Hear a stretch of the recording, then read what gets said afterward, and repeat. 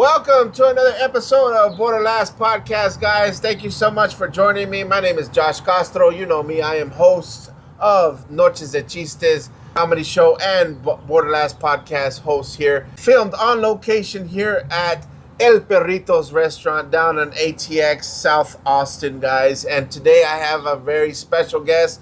I have a special guest every episode, but this one's extra special, because I am going to be interviewing Sonny Castillo from the O2, baby. Sonny Castillo from Austin, Texas, guys. He is a regular Austinite, born and raised here, a comedian, established actor. I don't know how many more credits to give you, bro. Like, what's going on here? I used to work at Target as well. Man, I don't even know. I'm glad I could be on here, man. Yeah, man. I've been trying to have you on for like the longest time. And the thing is that we've known each other for about 12 years now? Yeah, it's been a while. It's been a minute, bro. And I have a confession. I was a huge Sonny Castillo fan before I knew Sonny Castillo of the person. And let me break it down to you and how I knew. Before I moved to Austin, I was living in San Antonio.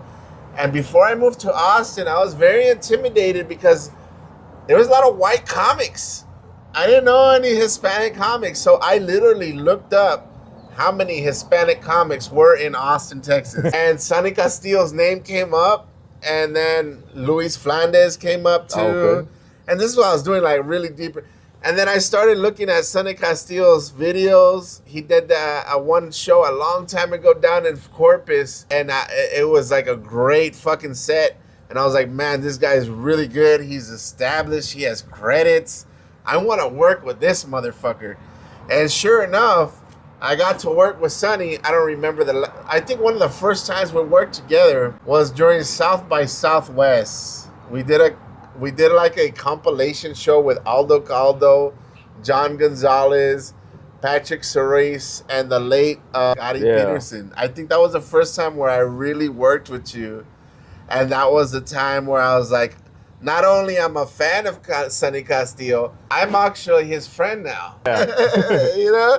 So that was a big part of my life in comedy as I came here to Austin and really kind of established myself. So we've had a lot of history together and had a lot of shows. We've done a lot of shit shows together. Yeah. We've done a lot of great shows together. Yeah. And it's great to have him on my podcast today is what I'm trying to say. Thank you so much. And if you guys don't know Sonny Castillo, just a little background. He's been an idiot. We call it Idiocracy. He's an established. He was discovered by Mike Judge, the creator of Beavis and Butthead. And we're going to cover all that. He makes menudo. And if you come too late, sell out, baby. Get that on camera because my wife said, hey, don't come home without menudo. So he sold out and I tried. And so tell me about El Paso, man. So I did that show here Sunday night. Got up Monday morning, went to El Paso. And when you leave, okay, so I didn't have a car, so I had to walk everywhere. When you come out of the El Paso airport, they got this big horse statue. And I'm tripping out because, like, why does it got to be anatomically correct? You know what I mean? You know the statue I'm talking about? It's massive, probably like 150 feet tall. And I was like, I'm gonna go get a picture of this big statue. This is a massive statue. And then I look up and I'm like, oh man, someone had to sculpt that. Like, yep. Like, who was it? They were like, all right, you're gonna sculpt the head, you're gonna sculpt hip belly to sculpt the testicles. Like, the whole horse, it's very bizarre. I was like, it didn't need to be anatomically correct, but shout out to El Paso for making sure that everything was legit and like nature intended, I guess. That was the first, one of the first Spanish colonizers. Oh, okay. That came through El Paso del Norte that established. His name is Oñate. That sounds almost racist. What's up, my Oñate? But the history of El Paso, man, is very unique, you know. It goes back to the 1700s. And it was tripping me out because it's an hour behind all of Texas. And so it was throwing me off. I was getting all confused at the time. But it was nice, though. I walked everywhere. I tripped out because Target's at a mall over there. Yeah, that's where I grew up. Yeah, I was like, this that's is wild, exactly man. where I grew up, bro. That was wild. And then, because I walked from my hotel. I was at the Radisson Hotel by the airport. And I walked over to Target. I looked at my map. I'm like, dang, if I walk for like 42 more minutes, I can go to Mexico. I ain't have a passport. So. That's how close you are to the border. And that's where literally where you were is where I grew up, and growing up in Central El Paso. That's what I'm used to, you know. Like I grew up in that area and love the history there, and like I love when people go there and they first discover it, you know. Yeah, well, it's because like the only other time I've ever been to El Paso, I passed through El Paso to drive to El Paso. Yeah, everybody to drive to Las Vegas. Yeah, and so I was like, I didn't get the chance to stop. So when I was there for work, and I was just like, you know what, this is gonna be cool. I'm gonna walk around, see what's around and stuff. That actually gave me the idea. Like anytime I'm out of town or out of state, leave the car alone and just walk places. Cause you find so much other stuff by just walking through a town. Like I was walking through by the highway and there's a little park there. I mean, I forgot the name of the park because I made a little video and everybody's tripping out. That one. I saw it's like not really a park. Yeah, it's not a park. It's like, y'all got like 8 trees here, dirt, and there's a highway. Like I was in the middle of 2 lanes, which is wild. I was like, it's like, hey, but I never would have seen that if I was driving around because I would just pass right through it. But yeah, it was cool. And then the backdrop, just everywhere you go, it's just mountains in the background. Yeah. It's cool. You're like, oh man, I gotta stop by this Dollar Tree. Look how majestic it looks with these mountains behind it. So I've never seen a pretty Dollar Tree before. Yeah. I mean, I went in, it was still Dollar Tree. Outside, it was a magnificent wonder. And so you grew up here in Austin, born and raised. Yeah, right? East Austin. So a little bit away from here. But born and raised East Austin. Shout out to Metz Elementary. It died out with gentrification. The white people pushed all the little Mexican kids out. They didn't have enough attendance, so they closed the school. So shout out to Metz Elementary. I heard that, man. This has been a huge, always like kind of I feel like Austin's been a huge revolving door. That, you know, I love meeting people from Austin because they've been here since the beginning. They've known that they're the fucking roots of Austin. If you want to know how Austin comedy scene goes, this is the best person to ask. Along with my good friend named Luis Flandes, his mom actually has a house on the east side still, till this day. My parents sold. They were like, we can make this money out of these white people. Deuces. His cousins were related to the people who owned Santa Cruz Theater. Oh, really? Which is now today's Roscoe's Theaters. And I know you've seen a lot of changes, bro. Yeah, and it's crazy too, because like people are like, oh, and they're like, so your parents got pushed out? I'm like, nah, they didn't get pushed out. They just, the whole community, the whole block was completely different. So they were like, you know what? Let's just cut our losses and take this win. And so they got a lot of money. They actually moved to South Austin. Because that's what Hispanic people do from East Side. You make money, you move to South Austin, and it's a step up. If you lose out on the deal, you move to Maine or Pflugerville. So it's like... And so your family has been here for a while, right? Yeah. So the way my grandpa told it, he passed away probably about 18, 19 years ago. But the way he always told it was the border crossed us. So I was like, so what? I'm like 4th, 5th generation East Side? And he's like, pretty much. So I was like, all right, cool, yeah. 4th, 5th generation, there you go. Yeah, so he was always like, this is where we're from. This is where I'm gonna die. I'm like, okay, that sounds like you're about to do a revolution, but all right. But apparently, ICE has been deporting American citizens, and they target specific last names. And they set out a list of names that they targeted, and Castillo was one of them. Dude, there's a bunch of us too, cause like there's a bunch of Castros. Oh, We're not on the list, yeah, though. Yeah. We're not on the list. Y'all got a street named after you. Yeah, we got a whole town. Yeah. But like, so on my dad's side alone, we stopped counting at 80 first cousins. It's like we were just like, all right, it's too big. We ran out. You can't make a family tree. It got to be a family forest at this point. So we stopped counting. We're like, all right, let's see. We're 80. We'll call it 80. There's plus whatever, but there's a lot of us out there. You see my history videos, right? Mm-hmm. Well, I came across some really interesting shit that I was finding. Most of the established colonies that were here back in like the 1800s, the Mexicans, because this was considered Mexico, obviously, and Mexicans that were already established here in Texas, Tejas, they were sympathizers for the colonists that came through. We're friendly. What that house means. Very friendly. So they bend a lot of rules for people to colonize here. And a lot of these guys that were also in charge of the Indian population out here, not only the white settlers, they ended up adopting a lot of Indian and basically abandoned children from either Indian or Mexican families, and they inherited names like Castillo. They inherited names like Castro. That's why there's so many of us, because literally not quote unquote slave owners, but they were adopting a lot of people that were in struggle and in between lives. You know what I mean? Yeah. And that's one thing about history that I found about Texas, specifically with the officers that were in charge of these areas, what they did to survive. You know what I mean? So you'll have like a lot of Castros and Castillos that are very variations of the original name. Yeah. You know what I mean? I actually went to school. Well, I went to ITT Tech, not to brag. No, I went watch to out now. Yeah. Stop hitting like just because of that. No. I went to ITT Tech with a dude. His last name was Castillo with an A at the end. And people were always like, "Oh, cousins." I said, "Nah, he's the feminine version." I didn't know he was like undercover gay. Like I didn't know. I was like, people were like, "Bro, I don't think he's out yet." That hurt his feelings. I'm like, man. That's why he is with an A, because it hurt his feelings. Because I said that. And see, that's why comedians get in trouble, because we call it like it is, baby. Man. We will call it like it is. If a duck is a duck, we'll fucking call it duck is a duck, man. And that's the beauty of comedy. And that's a struggle as comedians. We're just able to fucking sniff out the bullshit. You know what I mean? And so you actually came out in a movie called Idiocracy, right? Yeah. Tell me about that. So let's set the tone. The year was 2003. No, no, actually, the year was 2003. Yeah, tell me the whole history, bro. I don't know that. I mean, so, you tell me segments of it, but now I want to like. So I was still, no, I had moved out of my parents' house already, and I was living in my apartment, whatever. I really wouldn't do nothing. I was working and living in an apartment. Yeah. And I had a girlfriend at the time, and my mom read the newspaper all the time. For those that don't know, newspaper is it's printed on paper, and they hand it to you. You buy it. It's a physical thing. So she read in the paper that they were looking for extras to be in an untitled Mike Judge movie.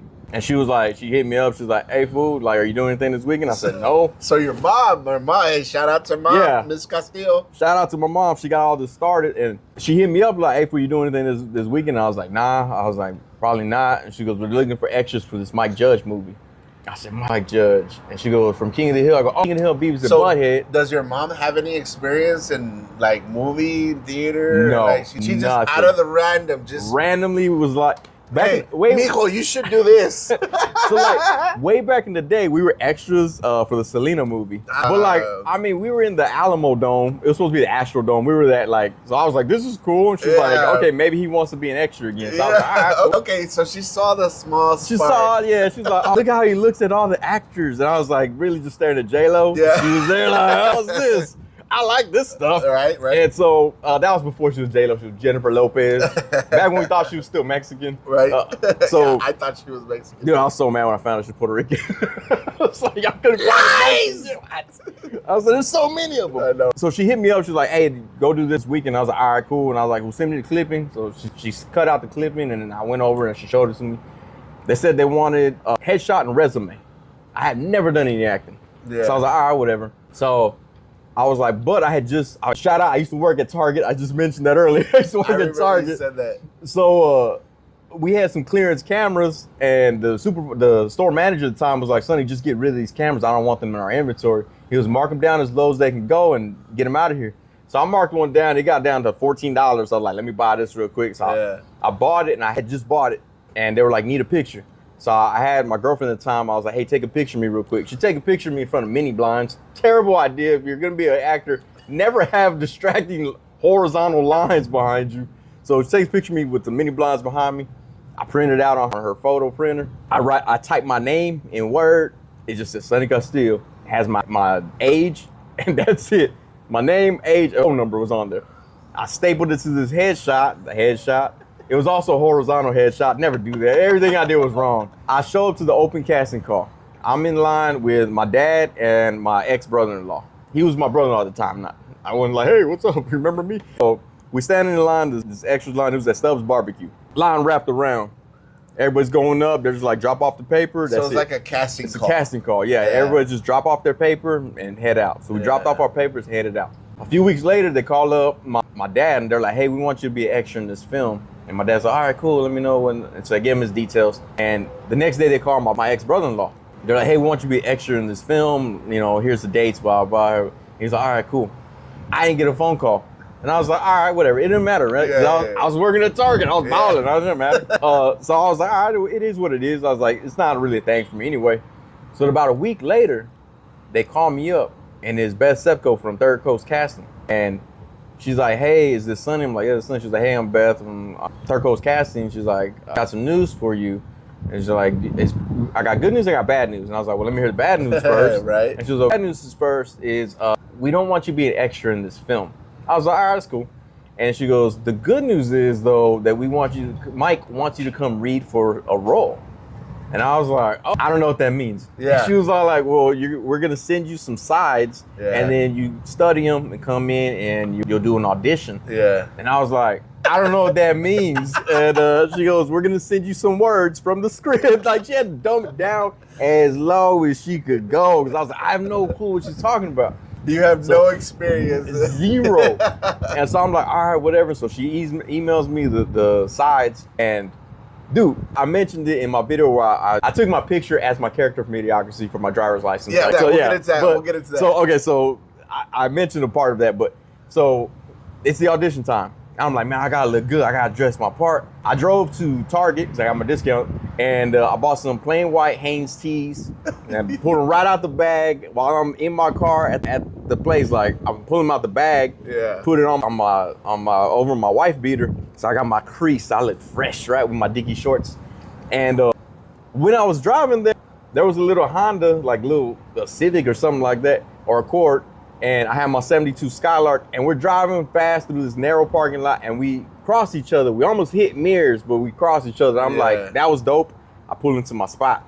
I'm thinking that was a cool experience. Yeah. This dude in the Honda did not think that was a cool experience. He backs up to block in my Skylark. And he gets out as a big white dude. He's bald, and he got a muscle shirt on, trying to be tough or whatever. And he comes up to my window. He's like, he starts yelling at me and cussing. I'm like, what?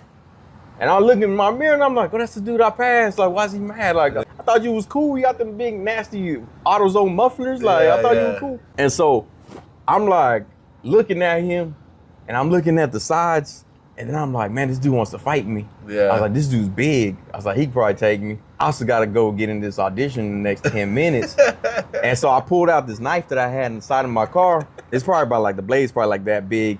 And I have it on my lap, and I'm like, man, I look at the blade. I look at my sides, I look at the dude, and I'm like, man, at this point, he's like, this little dude's thinking about something. So he just like backs up and walks away, and I'm like, oh, that's some divine intervention right there. So I put the knife back, I get my sides, and I walk up. Yeah. Dude, I go in there, everybody's dressed up nice. And I'm like, man, I came in my Dickies and a white tee right out the bag. Like, I thought I was looking fresh today. Everybody's like, has their sides like they're like, I was like, what is going on? I'm like, man, I'm not cut out for this.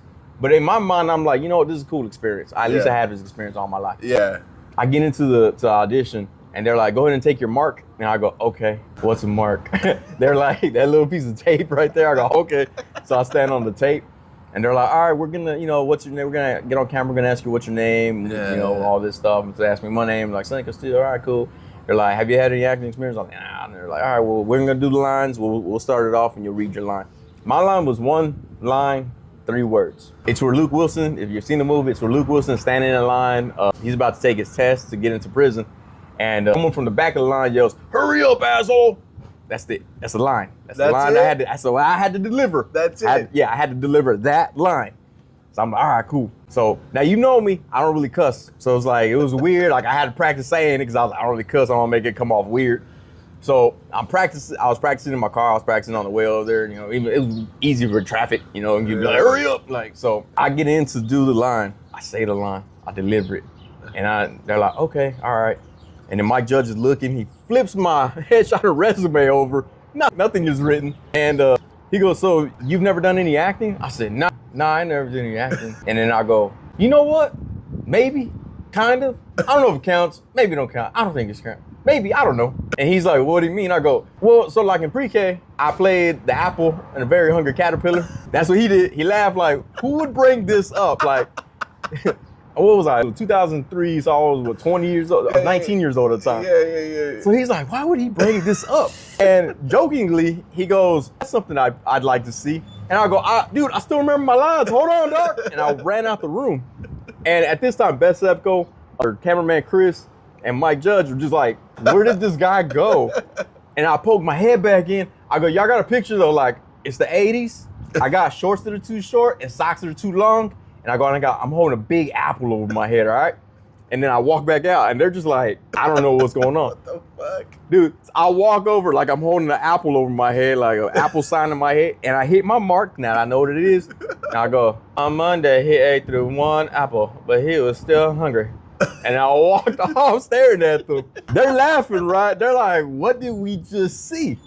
My God, you never shared that portion with me, bro. You never showed it. It's insane the reason why I got this movie. And so, like, they're like, okay, whatever, they're chit-chatting, whatever. So Mike Judge gets up, shakes my hand, and says, hey, well, thanks for coming. I say, hey, man, I appreciate the opportunity. And then Beth Sefco gets up, I shake her hand, Chris. Hey, man, thanks a lot, man. Hey, y'all have a great day. That was fun.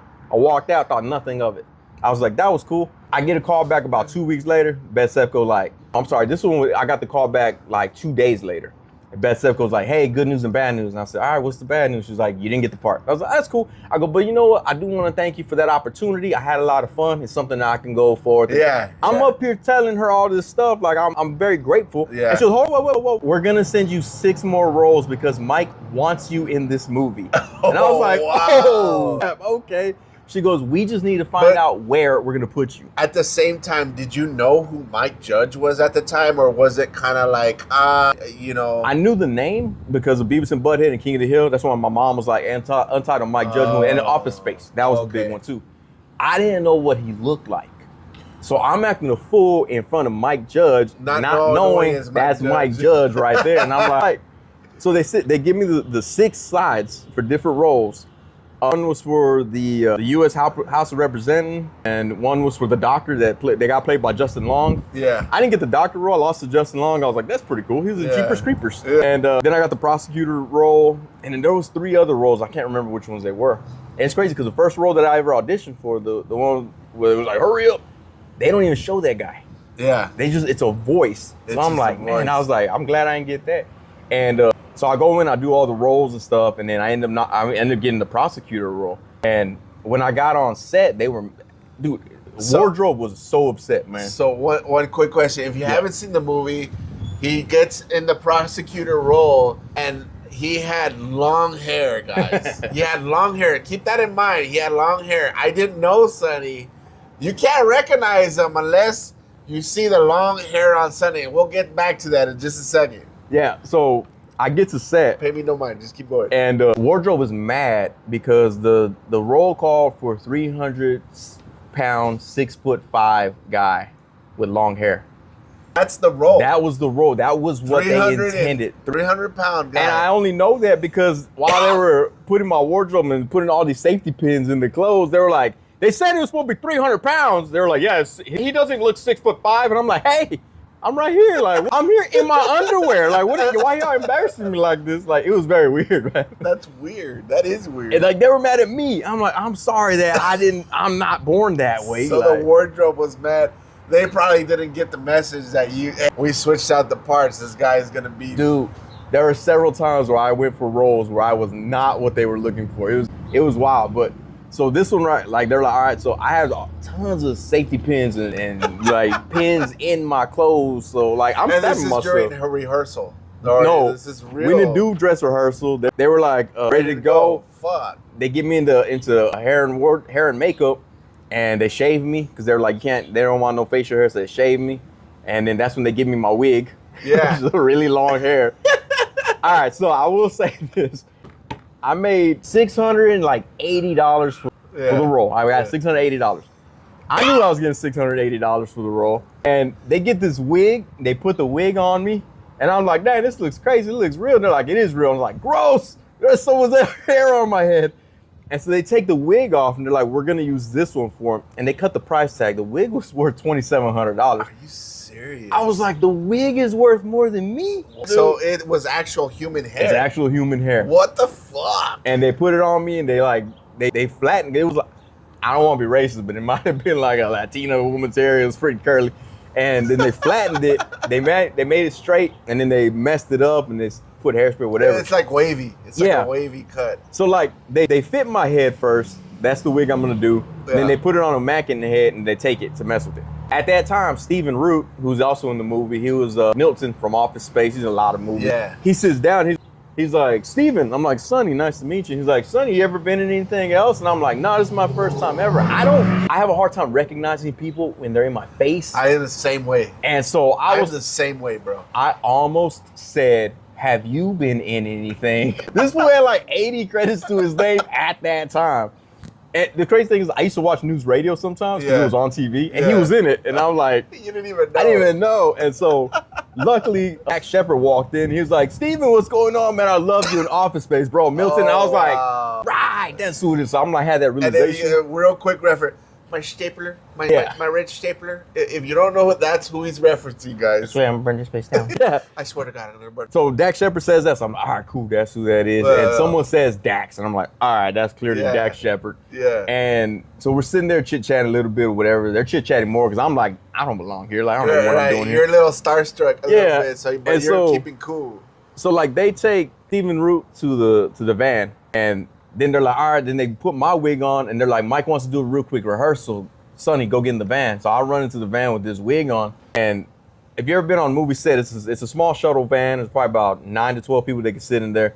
And everybody's always fighting for a seat because everybody wants to try to get to the set first. Yeah. And so Stephen Root is sitting in the seat directly behind the driver. That seat's empty. I walk in. He goes, oh, what's going on, man? You can sit right here. So I sit down next to him. He goes, Stephen, nice to meet you. And I go, I'm Sonny. I literally met you 5 minutes ago. And he goes, oh, man, that doesn't even look like you. And I was like, all right, cool. I guess it works. But yeah, because he had met me with a goatee and my bald fade. Yeah, and then it was right after they did you up. And they're like, there he is. Yeah, so it was cool. But yeah, so we get set. We do practice rehearsals, whatever, and we head back. And then that's when they get me all So done how up. many lines did you have as the lawyer? So and was that harder to nail? So here's the thing about movie magic. You don't have to memorize all your lines like I thought you had to. Yeah, you can wing it. Dude, we cheat everywhere. Yeah. Like we have the script or the sides for that particular part. I'm discovering that. Everywhere, dude. Yeah. So in the film, they have the folders that they use in the future are half folders. So they're folded little half folders.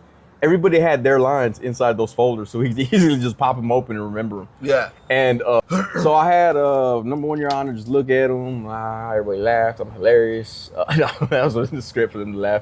And said, B, we got all his evidence, how they didn't pay his hospital bill or something like that. Yeah. And I heard he doesn't even have a tattoo. There was a line in there that they cut. I can't remember what the line was, but they did cut a line. Yeah. And then Dax Shepard pops up like, plus he won't have any money left after he pays back up on the hospital. I'm like, yeah. And I go, and then I'm like, yeah. And I'm all like, oh, man, you got to be shitting me. But check this out, Judge. Or check this out, man. Judge should be like, guilty, peace. And I think what got me that was in the audition, I banged on something that was near me. I said, guilty, peace. And I threw peace. And that's when Dax Shepard takes over and he does his little thing. And then Luke Wilson pleads his case, and I'm supposed to mock Luke Wilson, and Luke Wilson's like, please listen. And at first I was like, please listen. Like, I didn't know, I was like, I don't know how far you want me to go. I was like, Luke Wilson look like he mad when I do it. We're acting, dog. And then so my judge was like, no, dude, kind of more like, like, and I was like, okay, so that's what I did that in the thing. And then, like, I'm doing that all this time. And I said, I swear, it looks like Luke Wilson does not like that for some reason. I'm like, dude, it's acting, man. Like, you know this. You were in Blue Streak. And at one point, he goes, okay, Mike, after Sonny mocks me, can I body slam him? Like, just like, don't make fun of me. And I was like, I'm down if it's on camera. Like, I don't, like, and, but it was really cool, though, because, but yeah, Mike Judge, and I say it in one of my jokes, too. I say it because it's true. When we first running through it, Mike Judge was like, all right, we're going to shoot every scene from about 20 or 40 times from one angle. Then we're going to switch and we're going to do 20, 40 times from the other angle. Yeah. Mix it all together. And I was like, all right, cool. I didn't know he was for real. I thought it was exaggerating. No, it's for real. Yeah. And when I first started doing it, I was kind of stiff. And he was like, are you okay, man? I know it's your first time, man. Are you having fun? Have fun with it? And I was like, yeah, I'm getting all relaxed. He goes, man, just be yourself. And I was like, all right, I'll just be myself, man. I'll just do it. Movie comes out, everybody's acting stupid, and I'm the only one that's like, that's clearly myself. Like, I'm not acting, I'm just saying words that they told me to say. There's like no acting in it. And so even my mom was like, you're not even acting. I'm like, all right. We're at Alamo Draft. I was like, turn my light on. Get this noisy lady out of here, man. That's hilarious. And that propelled you to be the actor and comedian who you are today, man. And that kind of set the tone of who Sonny Castillo is, and currently. So, guys, check out Idiocracy. You can find it anywhere now. It's one of those classic movies. It's so relevant to today's times. I see it constantly on people commenting, "We're living in idiocracy." It's a iconic movie that it was one that has been established here as one of the first great movies coming out of Austin, Texas. Really, you know, Austin has been a historical hub for actors, comedians, and musicians. Obviously, music capital of the world.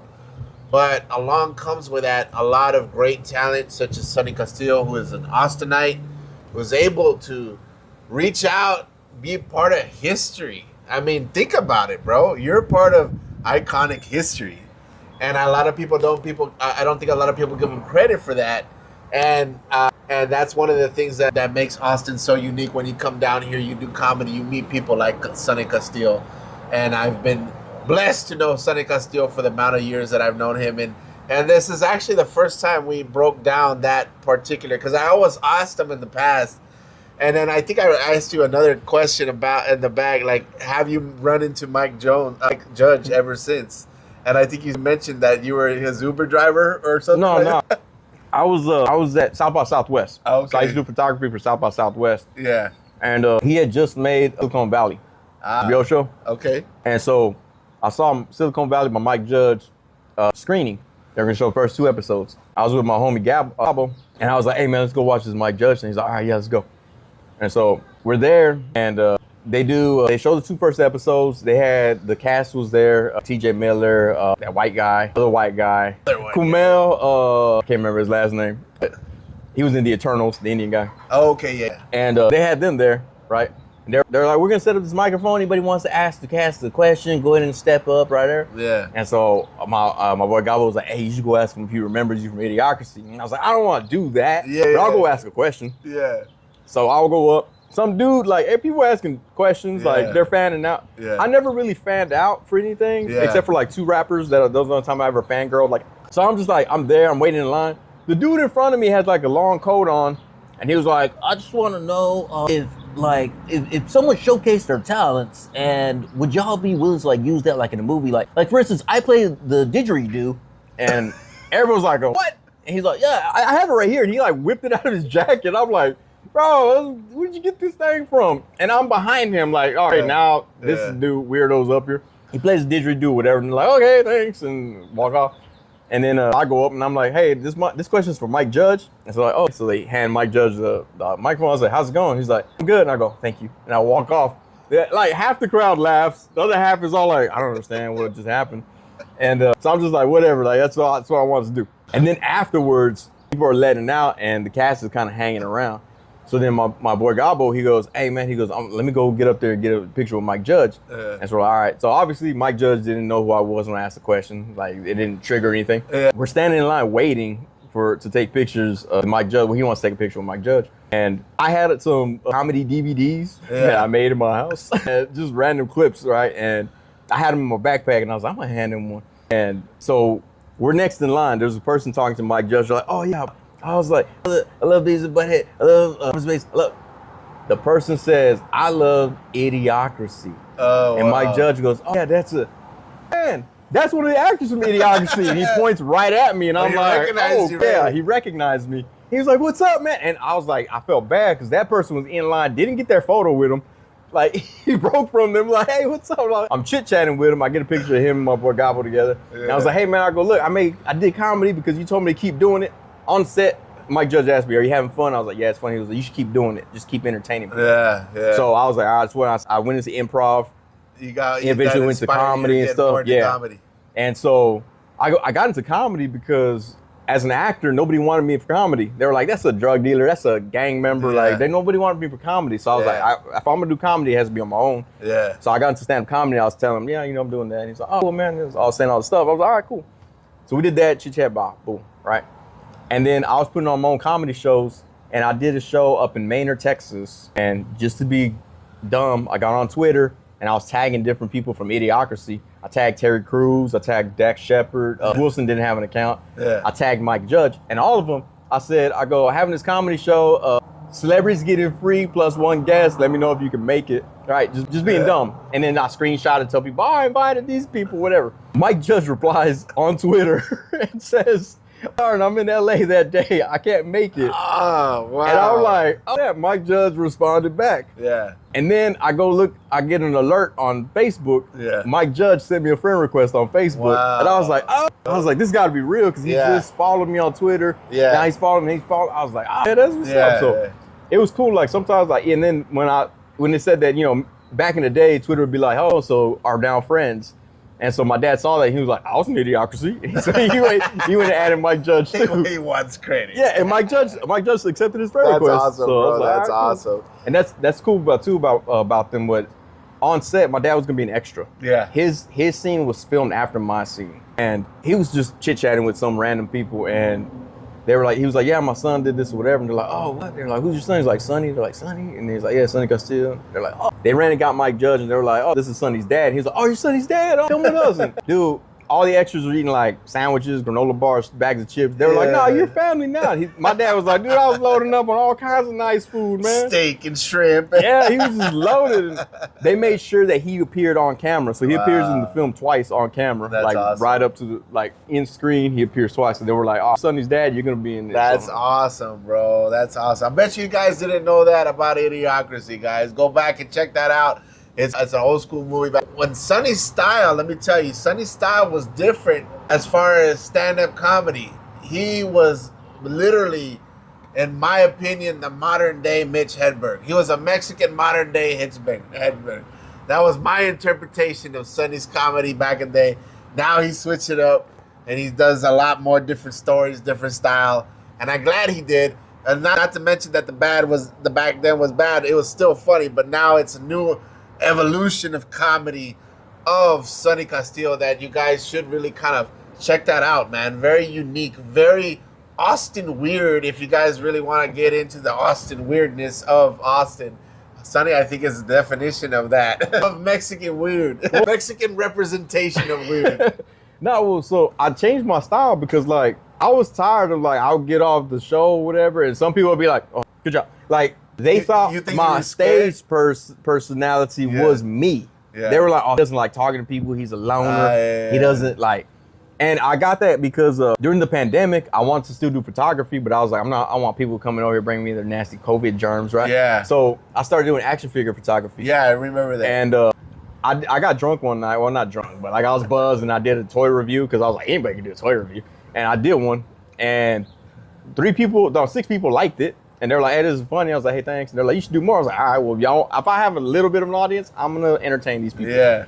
And so I did a few more videos, and then a Spider-Man action figure came out. I happened to be at Walmart in Georgetown and saw it, so I picked it up, went home, and did my video review. I wasn't that deep into the game yet to understand that I got a Spider-Man figure that wasn't supposed to be out yet. Really? So I was one of the first ones to review it, and so it kind of made its waves, and some people were like, so it went pretty viral amongst the toy community. Yeah. So like that's interesting. It got up to like the bigger name people, like the people that had like tens of thousands, hundreds of thousands of followers. Really? And all of a sudden I'm like, what is going on? Like I went from was it like 26 subscribers on YouTube. Overnight it jumped to like 280, which is big for a toy community considering that's a small community. Right. And that's when I found out, like, I was watching some people's live streams, and they were like, bro, have you seen this dude, Sonny? I think it was at the time I went by Sonny Plays with Toys. Yeah. And they were like, no. They were like, what are you talking? And they're like, I'll show you the video, I'll send you a video. And then so I started getting other followers from their followers. Wow. And so I was like, oh, that's pretty cool. And so I was doing that for a while. And then one of the guys who's a big podcaster in the toy community, he asked me to be a guest. And I was like, yeah, man, I'll be a guest. But I was still doing the slow monotone thing. I was even doing it for my action figure reviews. Yeah. And so I was like, yeah, man, I'll do your podcast or whatever. And then so he's like, all right. And then I set it up, and he was in California. His Unparalleled Universe is his channel. And like he's chit-chatting with me. We had never met each other before, never talked to each other besides but the messaging on Instagram. Yeah. And we're chit-chatting, we're having a good time or whatever. And he goes, man, I'm gonna be real honest with you, man. He goes, I was like, this is either gonna suck really bad or it's gonna go really well, because I didn't know you as a person. He goes, and you're like so slow and like you sound like you're bored, like you don't want to be here. And I'm like, is this guy gonna be like this in person? He goes, but you're not like that. And so I was like, yeah, you know, blah, blah. So I had kind of stopped comedy during the pandemic. Yeah. And then when it came back, I kept that same style. And I was like, I don't feel like it's hitting the same. Yeah. And then, like I said, nobody wants to ever come up and be like, hey, what's going on, funny guy? Yeah. And so I switched it up because I was like, you know what? I switched it up. They liked it. I'm going to switch it up for comedy. And it also opens up opportunities for me to do different style jokes, different types of jokes. Instead of just one-liners, I can go do whatever. I can play with the crowd more. Yeah. Because the way I would do crowd work before, I'd be like, what do you do for a living? And they'd be like, a postman. Okay. And I move on. People would chuckle at it, but it's like, I don't even know where to go. I'm not going to keep talking to this guy about being a postman. But now if I say, hey, what do you do for a living? He's like, oh, I'm a postman. I was like, okay. And I can go on with that. But before, it's just like, I had to keep that persona of like, I'm bored with you. Yeah. That's a very unique. And again, if you guys haven't checked him out, guys, he also has a toy review YouTube channel and he does toy reviews. You still do it, right? Yeah. And so that's up to date, up until this day, guys. There's so many things that you can find entertaining with Sonny Castillo, guys, and that's the beauty of it. And like I said, I've known him for years. And there's some, if you guys are interested in that, on all that stuff, go check him out, guys. And so, so the last portion of the podcast, I want to ask everybody that I usually ask everybody: living or dead, who is your Mount Rushmore of comedians? We're gonna go Mitch Hedberg. There you go. And Stephen Wright. Those are my two inspirations for when I started doing comedy. Yeah. I'm gonna go. I know people are like, oh, he's corny. Sinbad. I was always a fan of Sinbad growing up. You'd be surprised how many people put him up there, bro. I got to watch Sinbad do 2 shows in Austin at the Esther's Follies. 3 hours total, never repeated a joke. His second show was literally making fun of Austin, Pflugerville, Round Rock, Maine, all the surrounding areas. He knows this area, man. Wow. His daughter went to UT, so he's here, so he knows the culture. And I would say the fourth one would probably be Dave Chappelle. I liked him when he was on, what was it called, City Guys? Yeah. It was a TV show. I didn't know he was a comedian at the time. And then he came out on Men in Tights, and I was like, oh man, David Chappelle, because that's what he's David Chappelle. And so I was like always a fan of his from then. And then also because it was like, he was a scrappy young black dude, and I was like, wow, this isn't really the comedians that I'm used to seeing on TV and stuff. So it was nice to have a different person like that. So yeah. So it'd be those 4 right there. And there you go. There's the 4 inspirations of Sonny Castillo. So now, last thing, what did you think about the quesadillas, man? I know they kind of got cold in between the conversation. You know, so here's the thing, man. Here's where I always judge food. If it's still good when it's cold, I'm good with it. And like, I like this because I'm a plain dude. I'm plain dude, just meat, cheese, bread. That's usually what I do. Yeah. So people are like, oh, how are you a good judge on food? I'm like, because I'm judging the food for this natural flavor. I'm not putting anything else with it. I do kind of panic when I see people that offer quesadillas and it's not chicken fajita. Right. Because I'm like, man, is this going to be pulled chicken? Like, is it going to be full of tomato sauce and ketchup? What is it? And no, this is good. It's not chicken fajita meat. It's shredded chicken. Like I would get, my parents would make shredded chicken. They're not going to make fajita. We weren't ballers like that. And so, no, this is good, dude. Awesome. Like, it's good. The tortilla's crispy without tasting burnt. Like it has, like, you can taste it has the faint butter taste to it. The cheese is nice in there. It's melted nicely. Shout out to El Perrito. I keep saying with the S every time I say it, and I'm like, I say both ways sometimes. I catch myself as I said it. When we had the show up here, I went to work and I was like, yeah, we had a show at El Perritos, and they're like, you mean Los Perritos, the Mexican? I was like, no, El Perritos, and they're like, you wouldn't say El Perritos. I go, I would, because I'm not that far on Duolingo yet. Like, I haven't got to that chapter yet. Yeah, but El Perrito. And then, and then I went to El Paso. Yeah. Then I went to Florida. Then I came back and did Kill Tony. There you go. Knocked it out. And that's the last thing I wanted to talk to you. You just came out, right? Your episode should be showing soon? Yes. Yeah. No, it was cool. It was one of those things. I'll say it here. Yeah. So I went to Kill Tony the week before we did the show here. The week before I went to El Paso. I went with my boy Gabo. He had an extra ticket, so I went. We were in the front row. I'm sitting in the front row, and Tony Hinchcliffe, sometimes lets a person in the front row do the first bucket pull. Yeah. So at the time, I'm wearing one of my yellow merch shirts. Yeah. And I was out there in line since like 3 o'clock in the afternoon to get a front seat. Yeah. Had my sunglasses on. Of course, we get in. I put my sunglasses on my head. And Tony Hinchcliffe was like, I'm going to let this yellow peanut M&M right here pick the first bucket. So I have it on. Yeah, I recorded, clipped it. And he's like with sunglasses on his head, like, oh, they mocking me. Yeah, I'm like, all right, cool. Yeah, I saw that shit. When that episode aired, I immediately hit up my mom, and I was, because she makes t-shirts and stuff. Something she started doing in the pandemic. Yeah. And I go, Mom, and I went to my phone, and I put in yellow peanut M&M with sunglasses on the head, and popped out an image. And I sent it to my mom. I said, Mom, make me this shirt. So she made me the shirt. I go to El Paso. I do the show here. Go to El Paso. Go to Florida. I come back. I didn't go to Kill Tony because I was so tired from coming back from Florida. I came back that Monday, and then my kids wanted to go to water parks. So I was like, I'm out. I can't make it. I go back the following Monday. I'm wearing the M&M shirt that my mom made me. Yeah. And I tell my homie De La Stoner, well, we're always hanging out over there. Yeah. I tell him, I was like, man, I go, watch it be the one day I'm not wearing my own merch. I'm wearing this M&M shirt. This is the day they call me up. He was like, right, that'd be crazy. Hey, sure enough. Dude, that's the day they called me up. I even told my boy Gabo as he was walking in with a friend of his. Yeah. I go, he was like, all right, well, I'm gonna walk in. I was like, all right. I go, hey, I'll see you in a bit. He goes, don't say that. Don't jinx yourself. I never want to see you. Say you're not gonna see me. I go, I'll never want to see you again. Blah, blah. That's the night I got picked, man. That's hilarious. And I was wearing that yellow M&M. And you knocked it out of the park? I got a big joke book, man. There you go. I did 4 jokes that I was like, because I wanted to kind of use Kill Tony too to like retire some of my jokes. Right. Because you get 1 minute, you don't really got a whole lot of time to explain a lot of stuff. So knocked out one-liners out. It's seen by what, 1 million, 2 million people? Yeah. I was like, this is a good way to retire jokes. I had one joke on TikTok that had hit like 650,000 views. Yeah. I could never figure out how to replicate that ever again. So I was like, that joke I don't really consider retired because I don't know where it went. Like, I don't even know if people just scrolled past me and didn't even see the joke. But that's what I was kind of just using Kill Tony, like, let me retire these jokes. That way I can go on with my newer stuff. But there you go. That's the way to do it. And there you go, guys. Sonny Castillo on Kill Tony on YouTube. And how can people find you if they wanted to check your shit out, bro? If you go to Instagram, at Sonny from the O2, A02.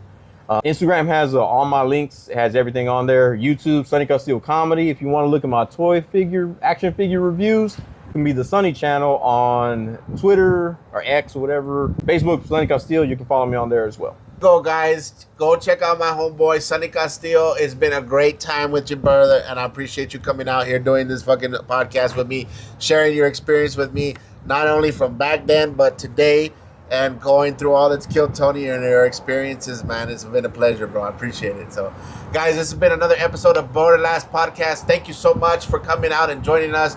Please, if you like this episode, please like us, subscribe, follow, and like us on YouTube and on other platforms such as Spotify and you know where to go, guys. Guys, this has been another episode. Thank you so much. Ate Wacho. See you later.